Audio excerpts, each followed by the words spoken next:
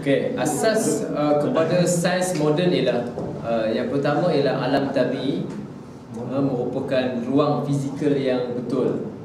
Maksudnya ialah alam tabi'i ini merupakan alam yang realiti, betul, bukan ilusi.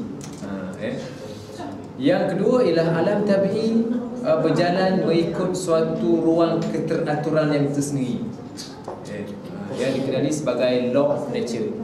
Kalau kita makan, kenyang. Yang berat, jatuh. Yang ni adalah penebat. Kalau metal, kalau bentuk metal mengalirkan haba. Kan? Kalau benda tu besi mengalirkan haba. Kayu tidak mengalirkan haba. Kan? Ni keteraturan alam. Dan alam ni berjalan mengikut kehendak ni. Kan? Mengikut kehendak ni. Yang berat, kan, cepat jatuh. Yang ringan, ini keteraturan alam. Dan walaupun begitu, tidak menafikan tentang kuasa Tuhan untuk nak menciptakan benda-benda ini yang terbalik, secara terbalik. Contohnya, kan, tentang bagaimana yang Nabi, mukjizat Nabi dibakar tapi tak hangus. Kan? Ikut logik, ikut ruangan keteraturan alam ni, terbakar mesti kalau ada buah api memang terbakar. Kan? Di benda ini dinamakan dengan asas sains moden ini tidak menerima agama, sebab agama ni menyalahi apa yang diputuskan oleh sains moden. Islam dalam berhadapan dengan sains moden ini, Islam menghormati law of nature. Islam menghormati law of nature. Maksudnya Islam akui yang siapa makan kenyang, siapa yang lepas jatuh, Islam akui. Cuma Islam kata yang buat tu adalah Allah. Allah berkuasa nak bagi benda ni jatuh ataupun tidak. Dan Allah menghormati, dan Allah lihatlah, maknanya kalaulah semua dunia ni berjalan ikut sendiri, susah lah. Kan? Tak ada yang berat tak jatuh, susah lah gitu. Ni yang berat tak jatuh, yang tu berat jatuh. Yang ni berat tak tergantung-gantung. Dia jadi alam ni tak teratur. Untuk bagi keteraturan alam ni, Allah Ta'ala letakkan satu ruangan alam yang tertentu. Semua orang merasa, orang Islam pun sama, orang bukan Islam pun sama. Kan? Orang Islam makan pun kenyang, orang Islam makan kenyang, orang bukan Islam makan pun kenyang. Tapi kita yakin bahawa ini yang berakidahnya, yakin bahawa kan, yang mengenyangkan itu adalah Allah. Saya contohkan, matahari terbit daripada timur ke barat. Timur ke barat. Pengalaman yang lalu memanglah timur ke barat. Akan datang barat. Akan datang mesti tak? Wallahualam tak pasti. Tapi Quran cerita hari kiamat akan berlaku. Dunia sains tak percaya kiamat. Siapa dunia sains tak percaya kiamat? Sebab dia tak ada, benda tu tak dapat nak dibuktikan dan diretikan. Ini masalah kepada sains moden. Jadi maknanya sains moden ini tidak cukup. Poin saya kat situ. Sains moden ni tidak cukup untuk kita berhadapan dengan realiti. Sains moden tidak cukup untuk kita berhadapan dengan alam, memahami kedudukan alam. Melainkan juga kita perlu kepada wahyu, kepada agama untuk memandu kita mendapatkan tentang sains dan falsafah sains yang betul. Kenapa orang-orang barat tolak agama? Sebab agama bagi mereka satu ilusi, satu benda yang dogma, kan? Satu benda yang tahyul, yang tak dapat nak dibuktikan. Sebab tu mereka tolak, kan? Tentang tu. Sebab tu saya simpulkan sini bahawa penolakan bidang sains tak cukup dengan sains sahaja, tapi dipadukan dengan pemahaman yang mendalam tentang falsafah sains. Sebab itu tajuknya daripada sains kepada falsafah sains. Kenapa kita perlu kepada falsafah sains? Menjawab semua soalan sains. Menjawab semua persoalan-persoalan yang tidak dapat nak dijawab dalam sains. Kan? Tentang Tuhan tak ada sains. Kenapa falsafah sains? Kan?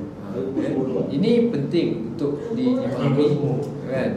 Difahami dalam perkara inilah.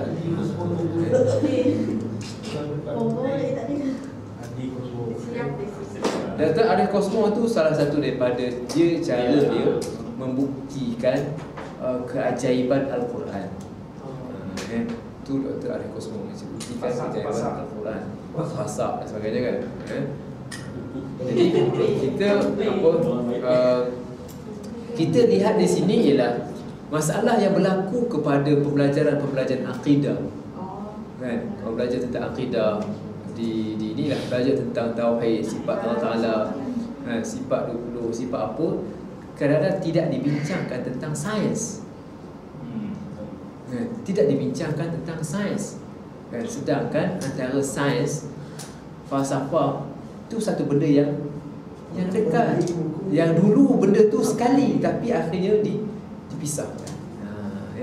Di sinilah dipanggil dengan sekularnya, iaitu orang belajar sains tanpa mengaitkannya dengan ketuhanan.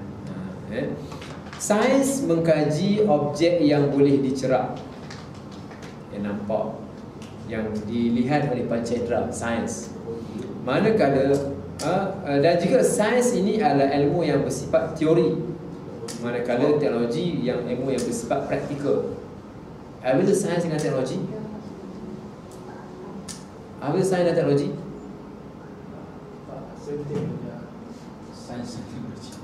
Apa itu sains dan teknologi?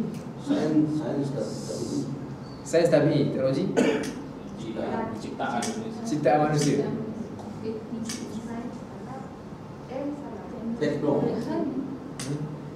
Sains kita belajar tentang teori, fundamental, asas, kan? Teknologi kita cipta berasaskan kepada teori-teori sains. Mana dulu? Sains dulu ke teknologi dulu? Sains dulu. Teknologi, nak sampai teknologi mesti dengan sains. Bukan sains baru teknologi tu, kan? Mencapai teknologi, nak ke teknologi mesti dengan sains. Sains dulu. Sains dulu. Jadi kan, sebab sains ni dipanggil apply, kan, aplikasi. Itu tak ada. Sainism tak ada.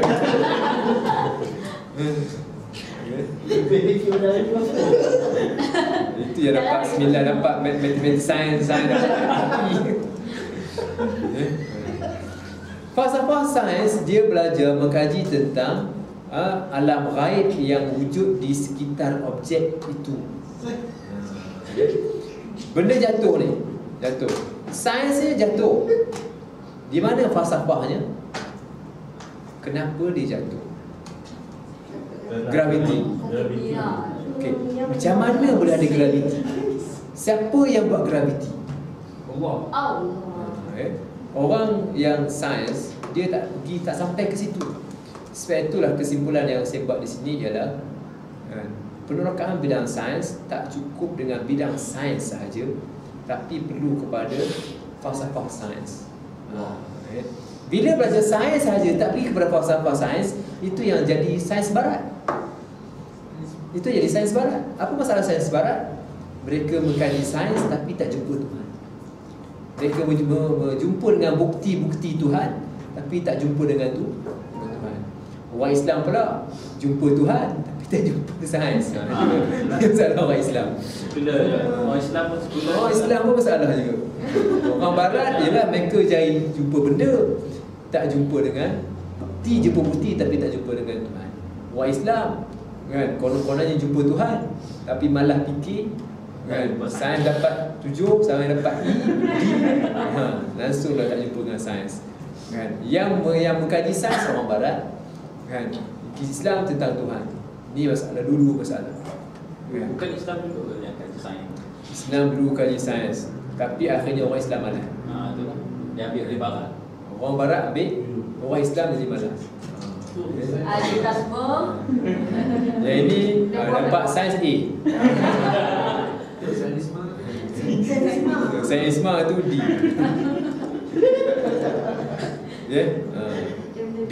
Dua bidang yang berbeza. Sains bidang yang berbeza dengan falsafah sains. Metodologi yang berbeza. Metod sains nampak empirical. Metodologi falsafah ini keimanan, berdasarkan kepada wahyu, keyakinan, penghujaan, kan? Tapi objek yang sama. Keluar periksa nanti apa kaitan sains dan falsafah sains. Ada keluar. Saya tulis ni. Tulis. Okay. Budak balik. Ada tadi ulang-ulang tengok YouTube ni. Okay. Jadi falsafah tertumpu kepada kemampuan membuat reasoning, membuat penghujaan, pembuktian, argument, hujah. Dalam aspek yang tak dapat dibuktikan secara uji kaji, kuantitatif. Hujah, apa hujah? Apa hujah Tuhan ada? Hujah Tuhan ada dan adanya alam ni macam mana? Benda itu mana ada uji kaji? Kan, melainkan penghujaan. Kita belajar dalam ilmu tauhid. Kan? Tapi saya sebutkan tadi.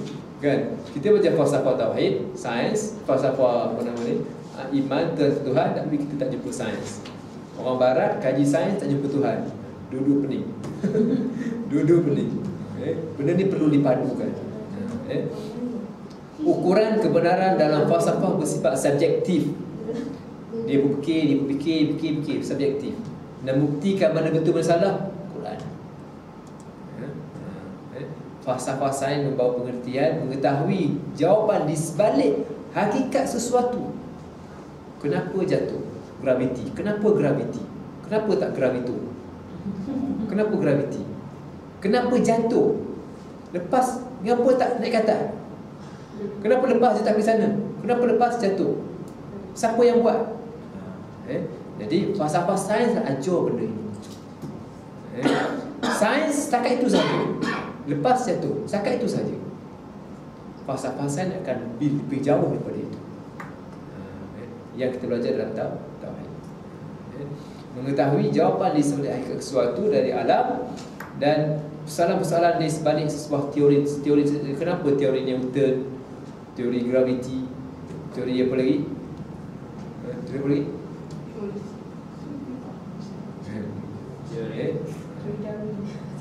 Tadi bukan. Jadi itu apa jawapan-jawapan itu hanyalah kita mengetahui melalui falsafah sains. Okey. Dalam ukuran falsafah sains Islam, kan, kita perlu berasaskan kepada wahyu Quran. Kan? Kerana falsafah sains ni metafizik. Kan? Benda alam ghaib mana akal boleh pergi, akal tak boleh pergi. Akal tak boleh nak masuk sampai kepada alam ghaib. Yang pergi akal malam ghaib siapa dia? Kan? Wahyu yang beritahu. Tuhan, malaikat, kamu perjalanan manusia, wahyu yang Al-Quran beritahu. Kan, kamu lepas ni hidup, lepas ni mati, dah hidup semula, kemudian lepas ni tak mati-mati dah. Macam mana? Dalam sehari dua ni kita dengar dalam heboh dalam WhatsApp orang dalam kubur di Johor. Kan? Ada 12 orang, 12 mayat yang di kafankan itu, yang di dalam kubur tu, yang digali itu tak reput, kan? So itu dia punya bukti maknanya, kan, benda tu akan berlaku. Jadi benda tu ikut sains logik tak logik. Patutnya 3 hari, kan, sebulan benda tu dah hancur habis dah, kan? Mana kalau setahun tu tak ada apa lah, tinggal rangka lah. Tapi tidak, kan? Kenapa? Benda ni tak dapat ditanggapi oleh akal manusia. Bukannya ada orang pergi bubuh macam mumia di buku, tak ada siapa nak bubuh. Tak ada, kan? Dia tak boleh ditanggapi oleh akal manusia. Sekiranya tanpa panduan agama, dia akan jadi tahyul, mitos, dogma.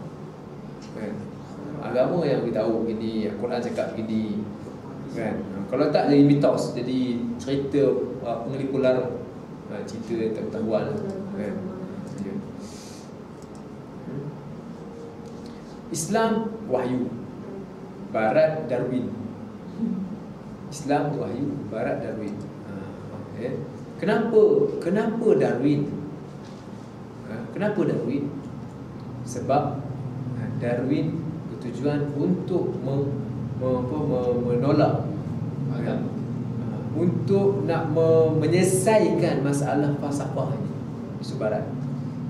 Oleh kerana mereka tak percaya kepada Tuhan. Oleh kerana mereka tak percaya pada Tuhan, maka untuk nak menjawab persoalan Tuhan ini, mereka akan kata alam ni jadi dengan sendiri secara evolusi. Kita kata Tuhan jadi, Tuhan yang ciptakan. Barat kata bukan Tuhan yang menciptakan. Yang menciptakan ni adalah alam semula jadi. Itulah yang dimaksudkan dengan Darwin, evolusi, peralihan. Sampai mereka teorikan kalau benda tu teori pada manusia. Manusia dulu daripada apa? Kalau manusia tak ada Adam dan Hawa, kan? Mesti dia apa? Tidak timbul masa daripada burung, kan? Kalau dulu nenek moyang kita apa dulu? Kalau lah manusia ni ada dulu apa? Itu dia daripada burung begini, kan? Sebab kan, ini perbezaan. Darwin ini cuba memberikan jalan keluar kepada satu jawapan yang tak dapat diselesaikan oleh Barat tentang siapa yang ciptakan. Mereka akan kata Darwin, alam jadi dengan sains dan agama tu saling memerlukan. Sains tanpa agama jadi buta. Sains tanpa agama dia buta, dia tak jumpa Tuhan, sesat. Agama tanpa sains tempak. Orang Islam dapat agama, sains tak ada, kan? Tak ada maju, jadi cacat, kan? Akal manusia tak cukup untuk memahami fenomena tabi'i kerana dia perlu berlandaskan kepada wahyu. Ini penting, kan? Okay. Sains, maksud sains daripada perkataan Inggeris, kan? Dan juga daripada perkataan sains ni, bahasa Inggeris dan Perancis pun sama juga. Bahasa Jerman dipanggil dengan Wissenschaft, Jerman, merujuk kepada aspek material. Tapi dalam Islam, sains ini bermakna al-ilmu. Kalau jumpa dengan tanya orang Arab, kan, pelajaran matematik, riadah, ilmu hisab. Kalau kita riadah boleh, suka melompat-lompat. Ilmu riadah. Sains, ulum, ilmu, Department of Science, kan, Qismul Ulum ataupun Kulliyatul Ulum. Sains dalam bahasa Arab maknanya sains, digunakan, diterjemahkan dengan sains. Jadi bila sebut ilmu ini, dia tidak sekadar kepada fizik, tapi dia juga melibatkan metafizik. Bila sebut ilmu, dia juga belajar ilmu wahyu, ilmu sains, ilmu contoh tadi, kan, Fungsi Sains Islam Malaysia. Apa masuk sini? Sains Islam Malaysia. Apa maksud sains Islam? Ilmu Islam. Universiti ilmu Islam. Itu sepatutnya memang begitu. Universiti Sains Universiti ilmu Islam. Jami'ah Ulum Islamiyah. Jami'ah Al-Ulum Islamiyah. Orang yang tak faham tentang konsep ini dianggap sains, macam sains lah, sains engineering, komputer, sains tu. Sedangkan sains itu bukan bermakna sains engineering tu. Sains itu ialah ulum, ilmu. Ini kefahaman yang betul tentang sains. Kalau orang sains yang tak belajar ni cakap, itu universiti sains yang belajar teknologi itulah. No, bukan. Sains dan ilmu, kan? Tapi inilah kefahaman yang masuk dalam sekular yang masuk dalam ilmu sains ini, dia mengubah banyak benda. Kan? Sampai kita bila sains barat. Sebab apa? Barat tu material maju.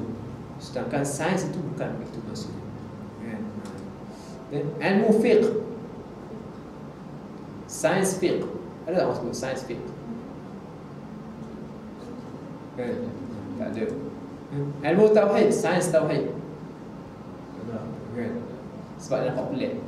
Sebab kita dah dibiasakan tentang sains itu yang berkaitan dengan sains kejuruteraan, sains perubatan, sains, itu sains. Sedangkan sains itu tak sekadar tentang itu sahaja. Sains tasawuf kita boleh masuk. Sebab tasawuf kan dia dengan sufi, kan? Dia yang banyak emosi, kan? Lagi tak boleh masuk. Sains diulang banyak kali dalam Al-Quran, dan penggunaannya sebanyak 811 kali dan berbagai bentuk penggunaannya. Sains Islam ialah meletakkan apa yang Islam ajar dalam sains ni. Allah pencipta alam, kan?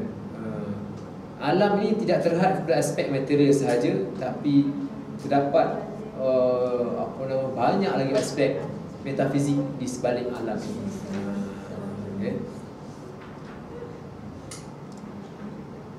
Okey, saya berhenti setakat itu untuk apa?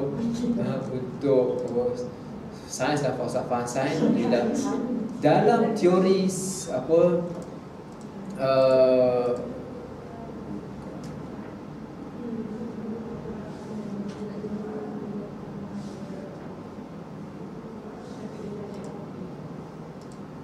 Dalam teori ini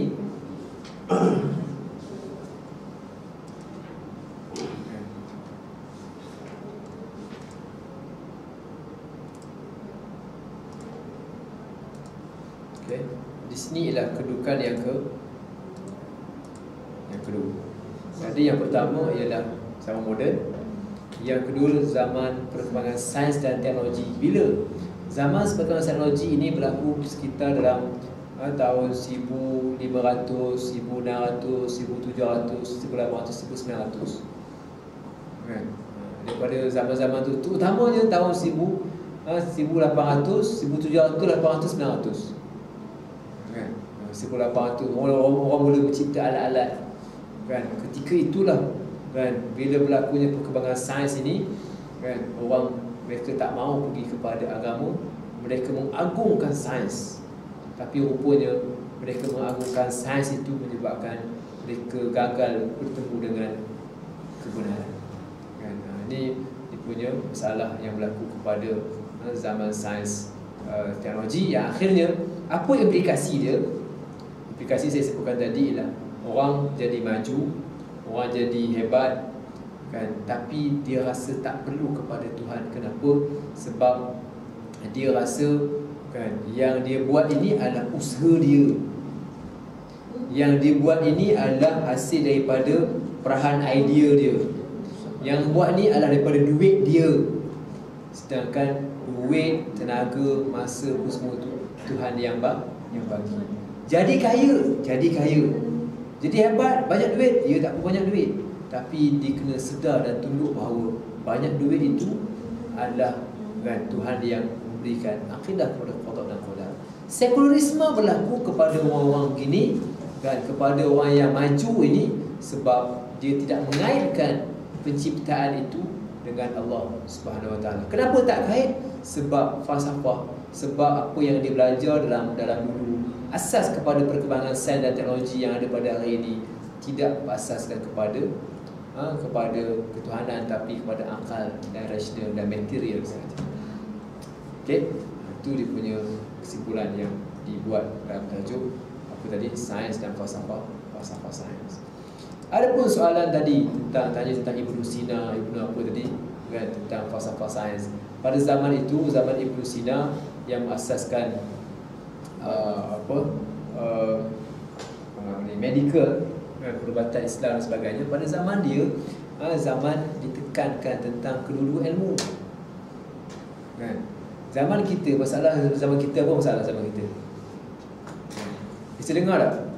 Ini fakulti Islam, iaitu fakulti sains.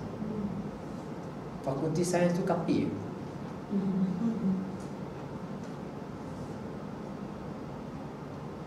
Kan? Fakulti Islam, fakulti apa? Itu bukan Islam. Kan? Pembelajaran agama. Ni pembelajaran akademik. Kan? Akademik itu bukan agama.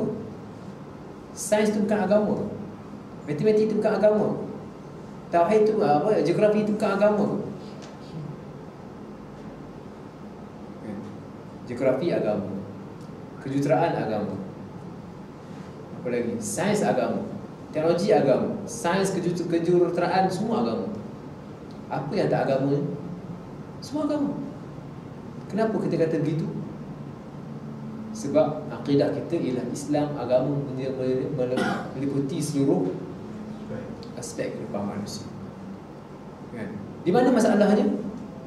Masalahnya ialah bila korang belajar sains tak kait dengan Tuhan. Itu je masalahnya. Bila korang belajar sains kait dengan Tuhan, selesai masalah. Korang belajar engineering kait dengan Tuhan, selesai masalah. Mereka tak mahu. Sebab mereka tak mahu, sebab teori Islam masuk ganggu banyak teori mereka. Apa yang sedang ganggu teori? Sebab teori mereka, sesuatu perkara mesti dibuktikan secara empirikal. Bila masuk tentang Tuhan, tak dapat dibuktikan. Itu yang menjadi masalah kepada pembelajaran sains yang ada pada mereka. Nampak tak? Kita gabung dulu, kan? Belajar sains, belajar sains. Sains itu Islam, sains itu agama. Yang kita masuk, bila dakwah ni apa dia? Yang masuk oleh syariah atau apa dia? Masuk syariah, jabatan dipanggil dengan jabatan ilmu-ilmu yang berkaitan dengan wahyu. Yang tadi ilmu-ilmu sains, geografi, ilmu-ilmu yang berkaitan dengan akal. Akal Islam ke kafir? Akal Islam ke kafir? Islam lah. Islam berkira akal. Sains kita belajar bersih akal. Geografi akal. Akal tu diterima sebagai satu daripada Islam. Bukan Islam dalam akal. Okay? Cuma kadang-kadang inilah salah yang berlaku dalam ni sehingga ini pembelajaran akademik, sains ni akademik, matematik ni akademik, ini pelajaran agama. Sains tak ada agama. Dan matematik tak ada agama. Nampak tak? You see dia punya sekular je kat situ. Kan? Sehingga nampak ni belajar agama ustaz. Yang ini apa profesional. Ini lawyer profesional. Ini engineer profesional. Ini ustaz macam bunyi macam koman. Low class. You see? Kenapa? Sebab dia punya ni lah tentang sekular dia. Bila sebut agama, dia orang akan jadi slow. Dengan agama ni, Quran juga agama. No. Agama ni, sains pun agama. Bila dikaitkan dengan Tuhan. Ini sekular dah menyerap masuk dalam kehidupan kita. Kita sebut pelajaran agama. Kan? Sebab itu istilah yang lebih tepat daripada itu ialah pembelajaran yang berkaitan dengan ilmu wahyu. Kan? Ilmu yang asaskan kepada wahyu Quran. Yang tadi sains, wahyu juga. Wahyu apa? Akal lah, yang berasaskan kepada akal. Dan akal itu sebahagian daripada Islam. Nampak tak dia punya asal masalah yang berlaku sehingga yang menyebabkan berlakunya sekularisme. Okey, boleh. Dayang boleh. Tak boleh lagi. Kita tengoklah kan, supaya bila tengok banyak kali mungkin dapat kecap boleh. Saya tak boleh nak kan. Itu saja yang saya mampu sebab tajuk ni berat kan, sebab itu perlu didengar kan. Saya memahami tajuk ni berat nak saya sampaikan dengan masa yang terhad kan, dan dia perlu banyak disiplin ilmu kan, tentang akidah ada, syariat sikit ada, pemikiran ada, dia berat. Kita belajar tentang sekularisme dia berat kan. Saya cuba mudahkanlah apa yang boleh mudah.